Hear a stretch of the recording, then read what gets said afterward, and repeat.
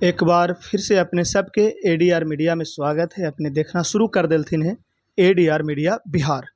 हम आज बीजेपी नेता विनोद सिंह दांगी के पास बैठल ही। हम इनका से बातचीत करबे। बता दी कि जिला कार्य समिति के सदस्य हतन और गुरुआ जे गया के विधानसभा है, इनकर प्रबल दावेदारी मानल जा रहे है। ये उम्मीद जतावल जा रहे है कि गुरुआ में जो आगे वाला चुनाव होते 25 में, वहाँ से बीजेपी इनके पर दाव लगेते, इनकरे उम्मीदवारी गुरुआ से तय मानल जा रहे। आज हम इनका से मेन चर्चा करे लिए है, वो 2-3 गो मुद्दा है सामने। सीधे सीधे हम इनका से सवाल पर अबे। सर, अपने के स्वागत है एडीआर मीडिया में। धन्यवाद। हम सीधे से कहलिए कि सवाल पे अबे। तो पहला सवाल है कि देश में वन नेशन वन इलेक्शन के स्वीकृति मिल गए है, लेकिन विपक्ष लगातार विरोध करे थे कि बिहार राज्य के संग है, ई चलते मतलब देश में ये सही न है, संवैधानिक न है। ये बात के लगातार चर्चा चल रही है। तो अपने सबसे पहले बड़ी बात तो आप लोगों को इस सवाल पूछने के लिए बहुत बहुत धन्यवाद।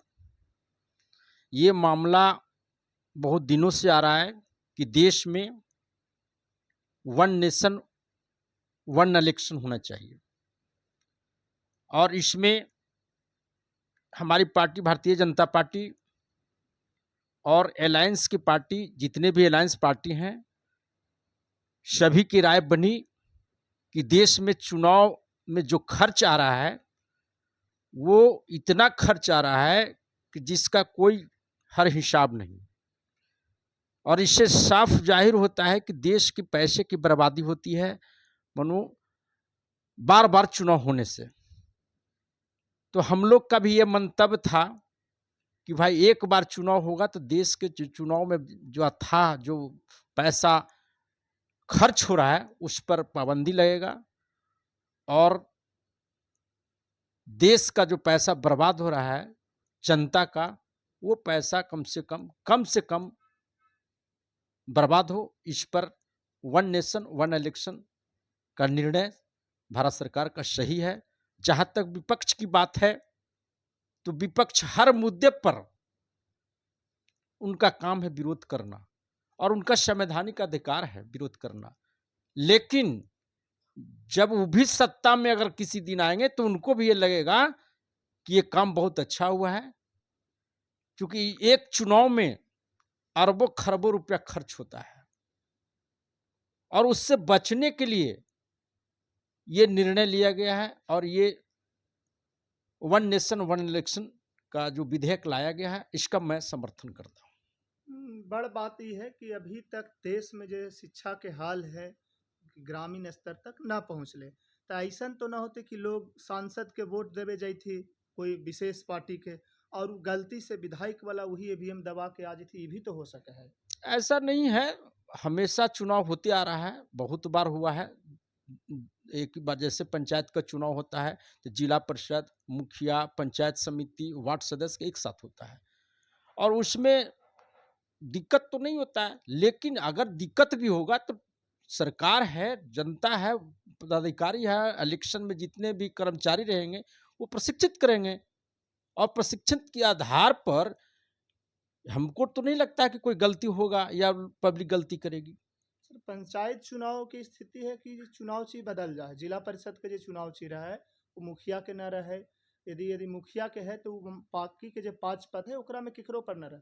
लेकिन यहाँ पार्टीगत चुनाव है, तो यदि कोई सिंबल विधानसभा लगी है तो वो लोकसभा में भी रहते। तो ये कन्फ्यूजन आदमी के कैसे दूर है? इसके कन्फ्यूजन के लिए उसके लिए तैयारी करना पड़ेगा और समझाना पड़ेगा लोगों को, और उसके लिए कुछ चेंजिंग करना पड़ेगा कि लोकसभा का ऐसे होगा, विधानसभा का ऐसे होगा। ऐसा नहीं है कि सब का एक, उसमें कुछ चेंजिंग जरूर होगा, ताकि ये पता चल सके कि लोकसभा के लिए चुनाव है, ये एमपी के लिए चुनाव है, ये विधानसभा के लिए चुनाव है।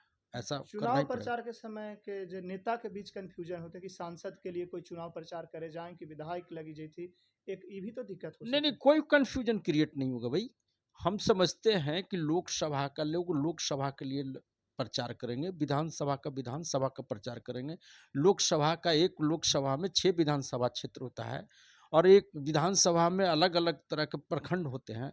तो हम समझते हैं कि इसमें बहुत ज़्यादा कन्फ्यूजन पैदा नहीं होगा, उसके लिए जागरूक लोगों को किया जाएगा और समझने की आवश्यकता है, और ताकि कुछ तो दिक्कत हमेशा जब कोई परिवर्तन लाया जाता है तो उसमें परेशानियां होती है, ऐसी बात नहीं है, उससे हम अनभिज्ञ भी नहीं है, और उसको हम ये मानकर चल रहे हैं कि उसमें कुछ कन्फ्यूजन या कुछ दिक्कत भी होगा तो उसको सुधारा जाएगा।